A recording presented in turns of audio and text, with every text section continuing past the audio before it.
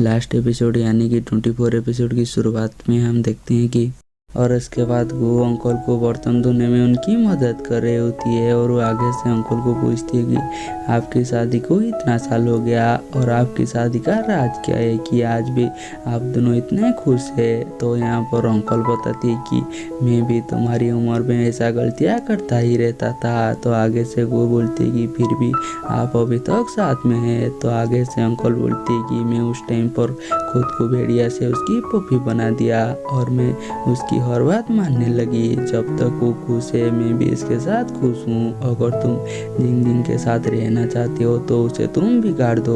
तो आगे से घूर से बोलती कि क्या मेरा ऐसा करना ठीक रहेगा। तो अंकल उसे हाँ बोलती हैं। और उसके बाद वो तो दादाजी की सपना पूरा करना चाहता था, इसलिए बहुत ही अच्छी तरह से रेडी होती है और वो एक्सरसाइज भी करती है और वो वाइन लेकर जिंग जिंग के पास आती है। लेकिन जिंग जिंग तो अपनी काम से इतना थक गया होती है और उसे नींद भी आ रही होती है, इसलिए वो थोड़ा सा ड्रिंक कर कर यहाँ से सोने के लिए चली जाती है। और यहाँ पर गो का तो और मन पर पानी ही बैठ जाती है। और अगली सुबह वो अपने ऑफिस जाते टाइम पर वो इसके बारे में साउतो को बताती है। तो साउतो उसे बोलती है कि आपने शायद से इसे ट्राई नहीं किया होगा। और वो गो को बताई थी कि मैं अगले हफ्ते आईमी से शादी करने वाली हूँ। लेकिन गो को तो साउतो की बातें के ऊपर इतना गुस्सा आती है कि उसे बोलती है कि जब तक जिंग जिंग शादी के लिए मान नहीं लेता या हम दोनों की शादी नहीं होता तुम शादी नहीं कर सकते। और यहाँ पर साउतो को तो अपनी किए हुए बातों के ऊपर शर्म आने लगती है। और उसके बाद आईमी बहाने बहाने से जिंग जिंग को अपने साथ लेकर उसकी वेडिंग ड्रेस को कलेक्ट करने के लिए जाती है, जहाँ पर कि आईमी की नज़र तो एक बहुत ही प्यारी सी वेडिंग ड्रेस पर जाती है। और वो जैसे ही इसके बारे में एम्प्लॉय को पूछती है तो एम्प्लॉय ने बताई थी कि ये न्यू कलेक्शन है, इसलिए आईमी उसे जिंग जिंग को ट्राई करने के लिए बोलती है। तो आगे से जिंग जिंग बोलती है कि मैं अभी शादी के लिए रेडी नहीं हूँ। लेकिन जैसे ही आईमी उसे रिक्वेस्ट करती है तो जिंग जिंग जाकर उसे ट्राई करती है। और वो जैसे ही बाहर आती है तो देखती है कि वहाँ पर तो आईमी नहीं है और वो आईमी को ढूंढने लगती है। तो अभी उसकी नज़र चारों तरह से जाती है तो देखती है कि वहाँ पर बहुत ही अच्छी तरह से डेकोरेट हुआ होती है, जैसे कि वो एक बार हन्नन को प्रपोज करने के लिए डेकोरेट किया होती है, ऐसे ही वहाँ पर डेकोरेट हुआ होती है। और वो महल तो जिंग जिंग को बहुत ज़्यादा अच्छा लगती है। तो अभी वहाँ पर वो आ जाती है और वो जिंग जिंग को शादी के लिए प्रपोज करने लगती है। और यहाँ पर उन दोनों को तो एक दूसरे का साथ जितना भी मेमोरी स्पेंड किया होती है सारी बातें याद आ रही होती है। और यहाँ पर जिंग जिंग को याद आ रही होती है कि गो ने उसे कैसे हमेशा साथ दिए। वो जिस टाइम पर हंडन को प्रपोज करने वाला था उस टाइम पर भी उसके साथ थी और कंपनी में उसके ऊपर जब इल्ज़ाम आया तब भी वो उसके साथ थी। और वहाँ पर जितने भी मेंबर होते हैं सारे मेंबर जिंग जिंग को चीयर कर रही होती है कि तुम्हें गो को हाँ बोलना चाहिए। और ऐसे भी जिंग जिंग तो गो से भी बहुत ज़्यादा प्यार करता था, इसलिए वो गो को हाँ बोल देती है। तो यहाँ पर गो की खुशी देखने वाली थी और उसके साथ यहाँ पर और भी कोई खुश था जो कि और कोई नहीं साउतो होती है, क्योंकि उसकी बॉस की शादी के बाद उसकी भी शादी होने वाली थी ना, इसलिए साउतो तो जिंग जिंग और गो की शादी के पीछे ही पड़ गया होती है। और वो बहुत ही अच्छी तरह से उनकी शादी की प्लान करती है और उसी काम पर लगा हुआ होती है। तो आगे से वो बोलती है कि फिर भी मैं सारी चीज़ के ऊपर ध्यान रखूँगा ताकि कोई भी गलती ना हो। और दूसरी तरह हम जिंग जिंग की पेरेंट्स को देखते हैं जहाँ पर कि उनकी एकलौती बेटी की शादी को लेकर वो तो बहुत ज़्यादा खुश होती है, लेकिन वो अंदर ही अंदर बहुत ज़्यादा दुखी भी होते हैं क्योंकि उनकी बेटी की जल्द शादी होने वाली है और वो उन्हें छोड़कर जाने वाली है, जिसके बारे में वो सोचकर तो वहीं पर रोने लगते हैं। तो आगे से जिंग जिंग बोलती है कि मैं कभी भी आपको छोड़कर नहीं जाऊँगा।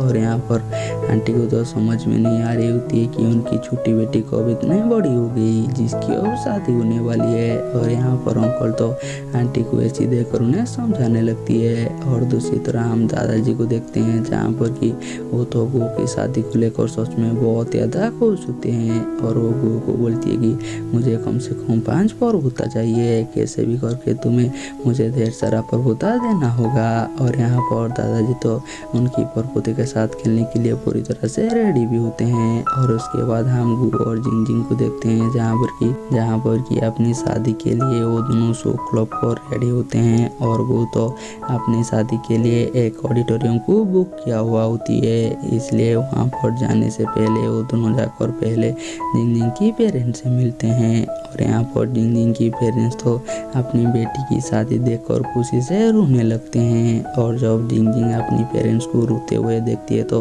वो भी यहीं पर रोने लगते हैं। और यहाँ पर पेरेंट्स उन्हें शादी करने के लिए अलाउ कर देते हैं। और उसके बाद वो जा रही होती है तो जिंग तो बहुत ज़्यादा नर्वस होती है और उसे अपनी पेरेंट्स की बातें याद आकर उसे तो और ज़्यादा रोना आ रही होती है। तो भी वहाँ पर एक गड़बड़ हो जाती है और उनकी गाड़ी की टायर फट जाती है। और जब ये बातें साउथ उन्हें बताती है तो आगे से वो बोलती है कि मेरे पास एक आइडिया है। और ऐसे भी यहाँ से ऑडिटोरियम बहुत ज़्यादा दूर है, लेकिन शो मार्शल क्लब बहुत ही पास में है। और ऐसे भी वहाँ पर हमारी बहुत ही सारा मेमोरी जुड़ा हुआ है, कैसे हम वहाँ पर एक दूसरे से लड़ रहे थे और कैसे इतना अच्छा टाइम वहाँ पर स्पेंड किया है। इसलिए क्यों ना हम वहीं पर शादी कर लें। और जिंग भी उसकी बात पर मान जाती है, इसलिए वो कहीं से एक बाइक अरेंज करती है और वो जिंग के साथ शो क्लब पर पहुँच जाती है शादी करने के लिए। और जैसे ये बात उन्हें पता चलती है तो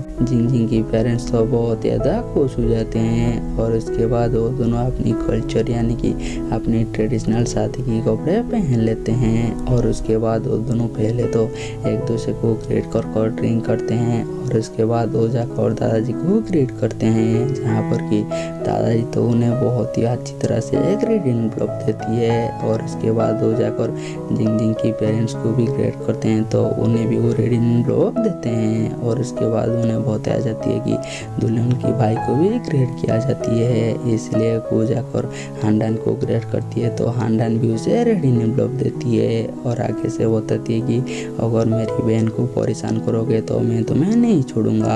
और यहाँ पर गो की शादी से तो सबसे खुश दादाजी होते हैं, तो आगे से दादाजी बोलती है कि मुझे कम से कम 5 ग्रैंड चाइल्ड चाहिए, इसलिए तुम अपनी काम पर लग जाना।